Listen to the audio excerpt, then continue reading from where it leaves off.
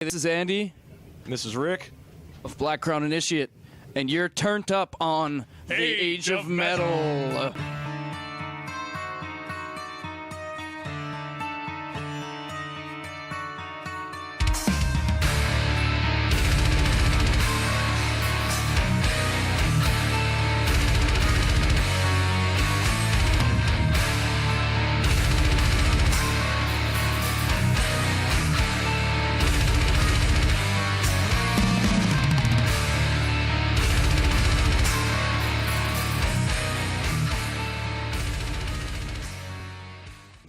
Hey everybody, this is Stephanie here with the Age of Metal. I'm here right now with Andy and Rick of Black Crown Initiate. So how you guys doing? We are pretty good. We're stoked. Stoked. So you're stoked and you're pretty good. Yeah. Yep. So just like a little bit under his stoked level. Yeah, I mean, it's kind of cold, and I'm hungry, but I'll make it. Yeah. Right. Well, we'll make this interview quick so you can get this Thai food that you were talking about before. Sounds good. All right. So how about we just start with the tour that you guys are on right now? Yeah. Napalm Death, Voivod, Exhumed, Iron Reagan, and Ringworm. Doesn't sound like It's a good tour. a good package at all. I mean, yeah, no, it actually is a really awesome package. And you are on the second date, so I know it's pretty early to ask this, but well, I'm actually going to ask this in two parts. How has it been on since second date, and what are your expectations? Okay. It's been very good so far. Like you said, last night was in Miami, and tonight is St. Petersburg. Yeah.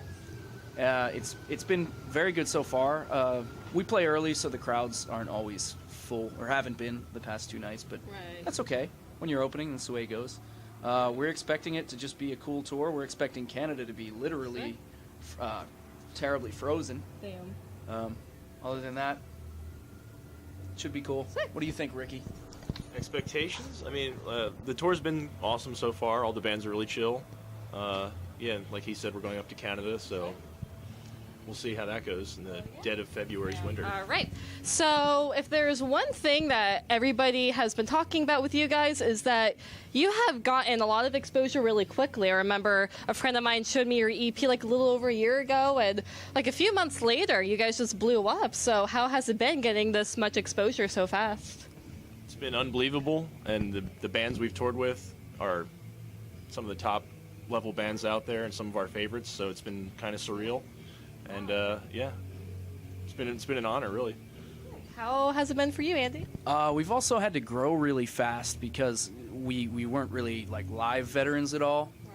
So we had to kind of figure out how to play in front of sometimes large amounts of people quickly, and deal with the fact that you're playing, like he said, with some of your favorite bands. Right. It's been a growing experience and a learning experience, but we're enjoying it. Nice. Yeah.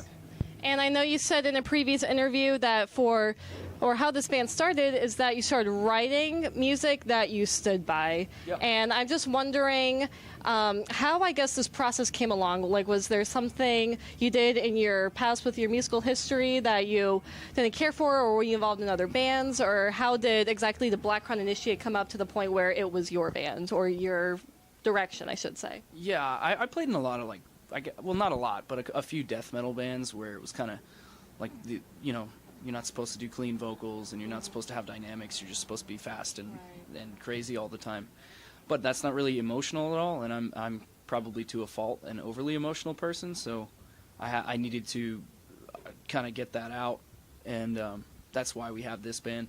And all the members of the band are completely on the same page, but you find playing heavy metal that not everyone is. Right. So that's where that came from. Nice. And since you're the lyricist of the band, and once again I saw this in another interview that you said that you use a lot of symbolism in your lyrics, and you look to writers and philosophers such as Nietzsche for inspiration. Is there a particular reason why those influence you, and is there anything else that inspires you to write lyrics? I have like a pretty bleak worldview, especially being an American right now, and he does too. I mean, it's kind of this. We're on the same page there, but a lot of the symbolism is really just sort of. I've always liked to read about different philosophies and spiritualities and whatnot, but they're all they're not really meaningful unless you can apply them to your own life. And like I said, I have a bleak worldview, so I can take things, I can read about Buddhism and think, well, that's pretty cool, or this seems like it would work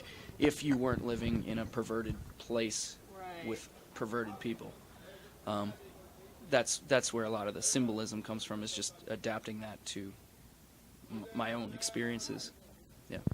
And I also, when doing my research, found out that you just started singing for this band. So not only how did you just start singing, but how did you develop the voice that you have? Because you really are an exceptional singer. It's like, Thanks.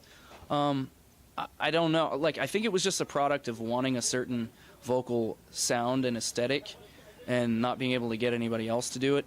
So I read once that Dave Mustaine sang in Megadeth because he just couldn't find anybody else to sing, and he didn't think he was a particularly good singer. And I can kind of relate to that. It's just a result of like kind of having to do it. Right. So, but I always wanted like clean vocals because they're some of my favorite vocals from anyone. I mean, I was raised on like classic rock, and like Crosby, Stills and Nash or something like that. That's the kind of vocal I like. Cool. All right, so now we're going to turn the direction to Rik over here. We don't want him getting lonely. So, as far as your contributions to guitar for the band, do you have a certain direction or a certain style like you play, or what'd you say? Well, Andy and I actually played together before in 2 previous bands back as far as 2005. So we've always had kind of the same style and what we like and what we want to have in our music. And I always wanted to have a band that's fast and technical and all that, but all at the same time has clean vocals and more emotional parts in it and sections that can breathe, so that it's not just overkill all the time. Right. So as far as that, I think we write similarly. I wrote a couple of the album was mostly a collaborative project, so like we would each write sections of the song, put it together and build it that way. Some of the songs, like Withering Waves, that one's mostly Andy. Human Lie Manifest, I wrote that one. So we do both approaches, I guess, collaborative and, somebody just writes a song. Our bass player wrote the title track. He wrote the guitar and the bass for that, so we all just, whatever works and makes a cool song is what we do.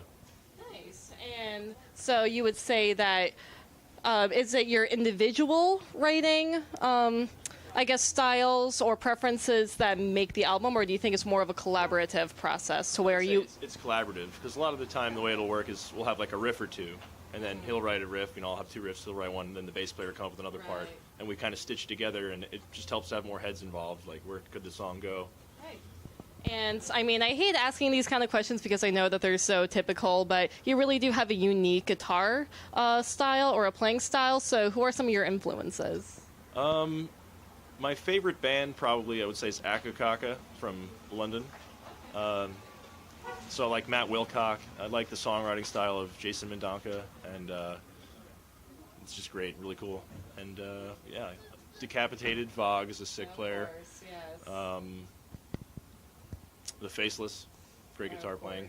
Yeah. So that's that style, I'd say. Cool. And overall, for your live performance, I just saw you live for the first time, and you guys were absolutely fantastic. So is there a certain, do you guys do any warm-ups, or is there any certain kind of way that you, I guess, prepare yourselves for playing, or what would you say? You just play guitar before you have to. Right. So that you can get your hands working, because a lot of times when you first pick up a guitar, it's like, oh, what is this instrument?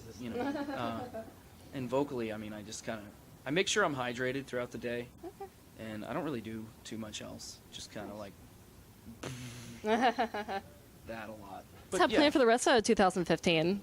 Touring forever. Touring hopefully. forever. Lots of tours coming up, and hopefully going to Europe later in the year. That's sick. Yeah, so Nice. that'll be fun. All right, and here's the last question. Do you have a message for the fans or anything? Keep questioning authority. Think about what you're doing and saying, and think about your life and the lives of others. And 9/11 was an inside job.